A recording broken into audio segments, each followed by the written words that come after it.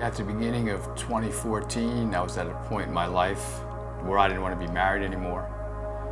I felt disrespected. I felt that I wanted to be alone, that I just didn't want to deal with it anymore. We had something happen that opened my eyes up to what was kind of like a resonant dark truth in our marriage that had been operative, pretty much from day one. But I spent 3 decades, pretending like it wasn't real or acting the same, and I knew in that moment that something had to change. Well, we were going to get a divorce. Yeah. He flat out said, from a point of honesty, right? Yeah. I don't want to be married. I want to be alone. I never heard him say that before, so honestly, but I was glad to hear it because I knew that truth was the first step towards healing. And then you said I'll call the kids and let them know, because in the meantime, my son who lives in Syracuse was praying for us. The atmosphere that I grew up was one of violence and alcoholism.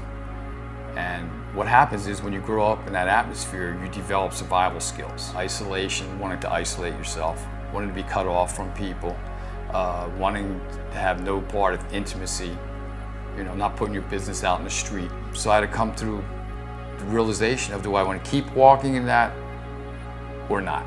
And I said to him, do you understand that if you go off and live alone, that you are going to die? That's what would happen. Right. I would just isolate myself, and then, it would bring premature death. I didn't want that.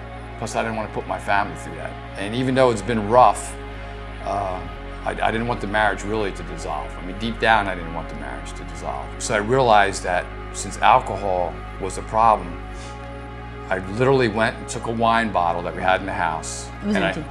And I took a hammer and I smashed it. And to me, that was symbolic of smashing the influence that alcohol would have in my life. Well, after we had this moment, our pastor Chris called. It was perfect timing, and I just let Pastor Chris know what was going on in our life, because he's been concerned for us for a long time. He kept saying, why don't you guys go to counseling? Why don't you go to counseling? And one time we took a walk around the reservoir. I said, Chris, I'm not going to counseling. That's it. I don't have the money for counseling, and all that other thing. And but God made a way through some caring people, and we went. And we've been gone ever since. Even our counselor was astonished at the change. Yes, she was.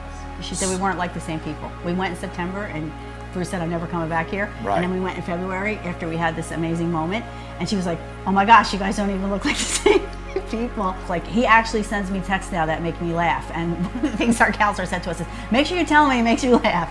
So there's always hope when you allow him to take the lead.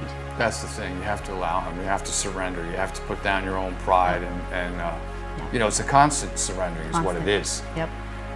And reaching out to God and realizing He is all in all. And so I'm just so excited because I just feel like both of us are in this amazing revival time of our lives, where we're going to discover things that we never knew, and we're going to find out things about ourselves and about each other that have been buried for a really long time. And that was all because we said yes that day to listening to Him, and we said yes to life, we said yes to truth, and yes to doing the work.